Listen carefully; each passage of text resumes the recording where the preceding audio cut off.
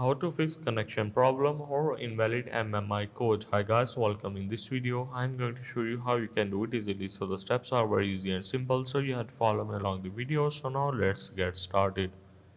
So first method is you have to open up your dial pad and simply dial your desired code on which you can check if you have enough mobile data or not. So simply type that code and hit this call button and see if you have mobile data or not. Once you are done checking, you have to move to the step number 2, which is open up your settings, and you have to go for the SIM,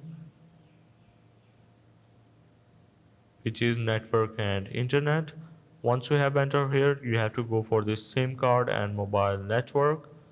Once you have entered here, go for your desired SIM on which you cannot access the invalid MMI code or connection problem. So simply disable your SIM card. For that, you have to click on that, and this will disable the SIM card. Once you are done, you have to simply turn this back on, just like that, and this will take few seconds to recover itself. So once you have done, you have to simply tap and hold your power button and simply restart your phone. Once you are done, this will resolve your issue. So that's how basically you can fix connection problem or invalid MMI code.